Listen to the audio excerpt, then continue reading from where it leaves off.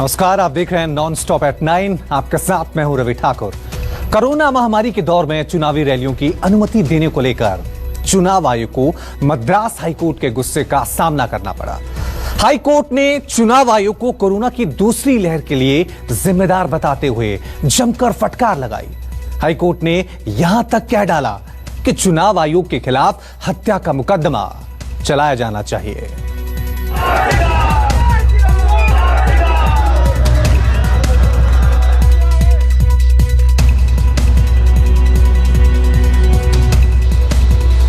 देश में जब कोरोना की दूसरी लहर दस्तक दे चुकी थी, सियासी पार्टियां रैलियों और रोड शो में भीड़ जुटा रही थी। सत्ता के लिए आम आदमी की जान को खतरे में डाल रहे थे।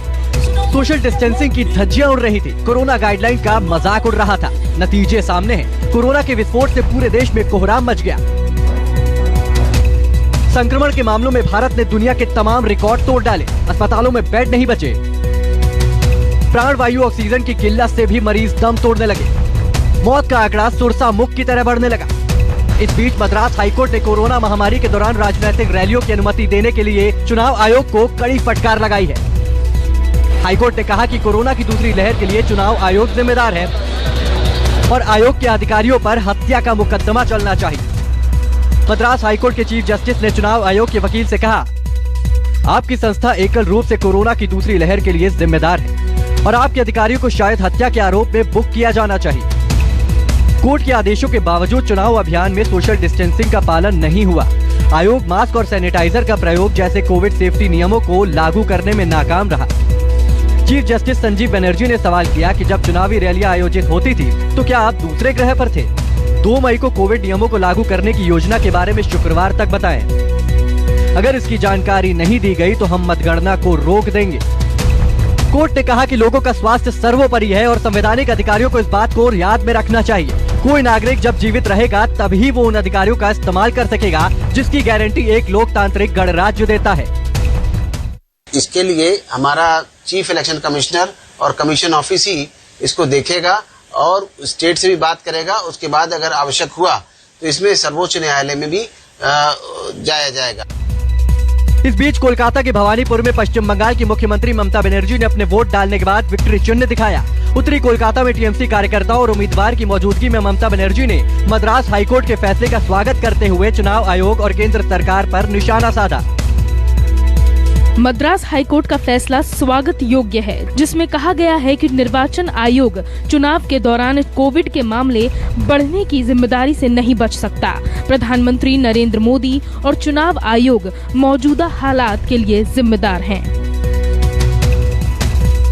इससे पहले 22 अप्रैल को कोलकाता हाईकोर्ट ने भी चुनाव आयोग को फटकार लगाई थी। हाईकोर्ट ने कहा था, चुनाव आयोग केवल गाइडलाइन जारी कर अपनी जिम्मेदारियों से नहीं बच सकता।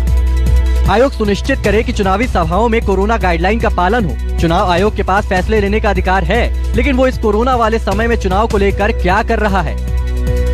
चुनाव आयोग केवल सर्कुलर पारित कर रहा है और बाकी सब लोगों पर छोड़ दे रहा है, लेकिन चुनाव आयोग के पास इसे लागू करने का अधिकार है। हालांकि कोलकाता हाईकोर्ट की टिप्पणी के बाद ये अटकलें लगने लगी थी कि पश्चिम बंगाल में बाकी चरणों के चुनाव एक साथ कराए जा सकते हैं, लेकिन आयोग ने अगले ही दिन ये साफ कर दिया कि चुनाव पूर्व निर्धारित कार्यक्रम के मुताबिक ही होंगे। चुनाव 8 चरणों में ही होंगे। कोलकाता से मनोज पांडे के साथ केजे श्रीवास्तव, चेन्नई, न्यूज़ 24। 24 घंटे में 3.5 लाख से ज्यादा संक्रमण और 2700 से ज्यादा मौत। कोरोना के सुनामी से पूरे देश के हेल्थ सिस्टम का दम फूल रहा है। हालांकि ऑक्सीजन की किल्लत जरूर कम हुई है, लेकिन मरीजों के लिए बिस्तर का इंतजाम अब भी टेढ़ी खीर बना हुआ है। देश की राजधानी दिल्ली के कोविड अस्पतालों में ऑक्सीजन की सप्लाई पहले से बेहतर हुई है, लेकिन होम आइसोलेशन वाले मरीजों को अब भी मुश्किलों का सामना करना पड़ रहा है। बाजारों में दवाओं और सर्जिकल आइटम की भारी कमी है। एम्स के पास सबसे बड़े दवा बाजार में ऑक्सीजन सिलेंडर, कंसेंट्रेटर, नोजल और रिफिलिंग की भारी कमी है। मरीजों के रिश्तेदार बेहद परेशान हैं। एम्स के पास सबसे बड़े मेडिकल बाजार में क्या हालात है, आप अंदाज़ा लगाइए कि किस तरीके से लोगों की भीड़ पड़ी हुई है। ये सुखसराय के स्क्वायर सर्जिकल में जो अब तक जो इस तरह के ऑक्सीजन इक्विपमेंट्स की सप्लाई करते थे, आज नहीं होने के चक्कर में देखिए कि किस तरीके से भीड़ है, लोग आके परेशान हो रहे हैं। आप सर कहाँ से आए हैं? मैं यहाँ से आया हूँ सफदरजंग से। क्या स्थिति, किस चीज़ लाए थे आप? ऑक्सीजन सिलेंडर के लिए आया था। माता जी का ऑक्सीजन लेवल 52 है।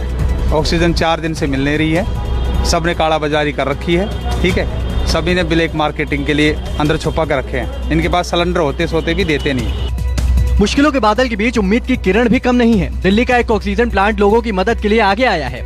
मायापुरी की विनायक ऑक्सीजन प्लांट 2400 घंटे कोविड केयर सेंटर और नर्सिंग होम की मदद कर रहा है। राजस्थान के सबसे बड़ी सरकारी कोविड डेडिकेटेड अस्पताल में हालात लगातार बिगड़ते ही जा रहे हैं। अस्पताल में 1200 बेड की क्षमता है, लेकिन कोई भी बेड खाली नहीं है। अस्पताल के बाहर एम्बुलेंस की लंबी कतार लगी है, जिनमें मरीज तड़प रहे हैं, लेकिन अस्पताल में उन्हें एंट्री नहीं मिल रही है। यहाँ पर जैसे आप पोर्टिको में यानी कि एंट्रेंस गेट के पास प्रवेश कर जाएंगे, आपको खूब सारी एम्बुलेंस यहाँ पर खड़ी नजर आ जाएगी। इन सभी में पेशेंट हैं, यानी कि ऐसे लोग जो संक्रमित हैं, उन्हें तत्काल इलाज की ज़रूरत है, लेकिन अस्पतालों के अंदर बेड नहीं है, ऑक्सीजन नहीं है। तो ऐसे में घंटों इन्हें इसी तरह से एम्बुलेंस में यहाँ पर खड़ा होना पड़ रहा है। ये हालत पिछले 4-5 दिन से लगातार है।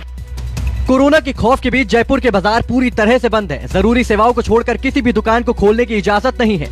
इस वक्त मैं हूँ जयपुर के हसनपुरा इलाके में, सबसे ज़्यादा भीड़ भाड़ वाला इलाका है। यहाँ पर धीरे धीरे अब दुकानें बंद होने लग गई है, क्योंकि सरकार की गाइडलाइन है। पहले शाम तक दुकानें खुलती थी। हर रोज कमाने वाले उन लोगों के लिए राहत का एक सरकार की तरफ से फैसला था, लेकिन अब 11 बजे ही दुकान बंद किया जाना निश्चित तौर पर कहीं न कहीं इन लोगों के लिए परेशानी का सबसे बड़ा कारण बना हुआ है। राजस्थान में कोरोना महामारी की दूसरी लहर को रोकने के लिए अब और सख्ती शुरू हो गई है। इसके तहत सोमवार 26 अप्रैल सुबह 5 बजे से निजी वाहनों के एक जिले से दूसरे जिले में जाने पर पूरी तरह से रोक लगाकर बॉर्डर सील कर दिए गए। कोरोना महामारी ने डॉक्टरों के लिए भी मुसीबत कर दी है। भगवान माने जाने वाले डॉक्टर और मेडिकल स्टाफ पर हमले हो रहे हैं। मध्य प्रदेश के इंदौर का एक अस्पताल भी जंग का अखाड़ा बन गया। यहाँ चिरायु अस्पताल में मरीजों के परिजनों ने वहाँ ड्यूटी कर रहे डॉक्टरों से मारपीट कर दी। बाद में डॉक्टर भी उन पर टूट पड़े। दोनों पक्षों के बीच जमकर लात घूंसे चलने लगे। दिल्ली से कुंदन सिंह और जयपुर से केजे श्रीवास्तव के साथ विपिन श्रीवास्तव, भोपाल, न्यूज़ 24। मुंबई और उसके आसपास के छोटे अस्पतालों में नो ऑक्सीजन का बोर्ड लग चुका है। ठाणे के एक अस्पताल में ऑक्सीजन की कमी के कारण 4 लोगों की जान चली गई। तो क्या ऑक्सीजन सप्लाई में दिक्कत है? क्या मुंबई के ऑक्सीजन रीफिलिंग प्लांट में ऑक्सीजन है? देखिए न्यूज़ 24 की टीम का रियलिटी चेक।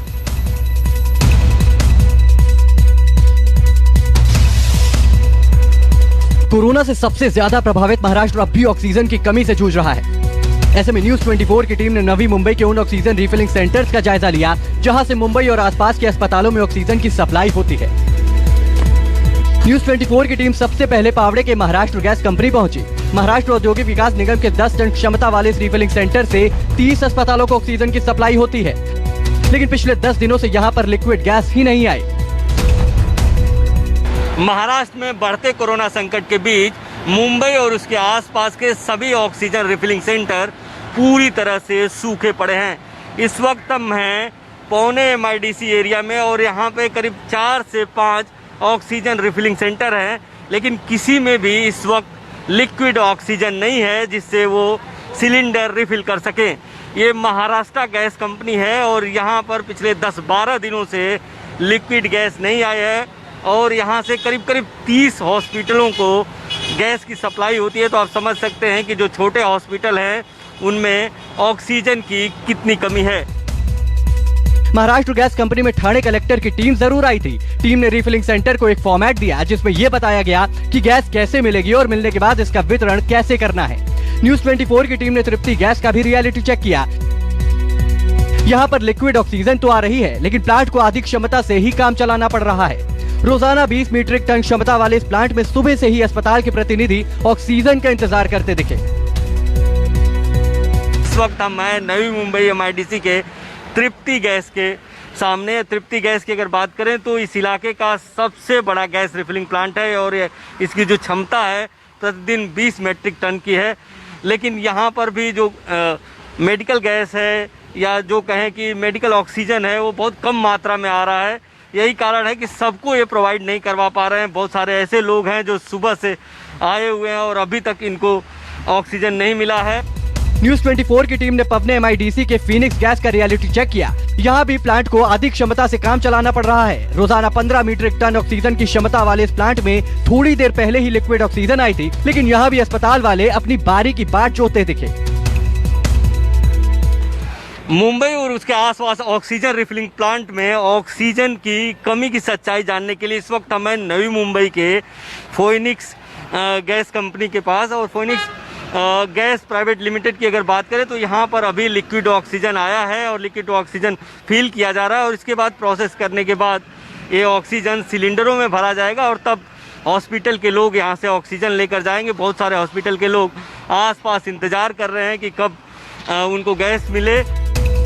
आखिर में न्यूज 24 की टीम ने Satram Das gas private limited का रियलिटी चेक किया। यहाँ पर लिक्विड ऑक्सीजन तो आ रही है, लेकिन कम आ रही है। इस रिफिलिंग सेंटर में BMC ने अपनी टीम भी तैनात कर रखी है, ताकि जरूरतमंदों को तुरंत ऑक्सीजन मिल सके और ऑक्सीजन की कमी से किसी की सांस न टूटे। लेकिन कंपनी के बाहर कई लोग ऑक्सीजन को लेकर परेशान दिखे। इस वक्त हमें सतराम नाम गैसेस में, और यहाँ पर बताया जाता है कि एक छोटा लिक्विड गैस सिलेंडर आया हुआ है, लेकिन ये इनका जो कारोबार है काफ़ी बड़ा है और यहाँ से करीब करीब सैकड़ों अस्पतालों में, छोटे बड़े अस्पतालों में गैस सप्लाई होती है, तो उतनी आपूर्ति नहीं हो पा रही है जितना कि इनकी सप्लाई है।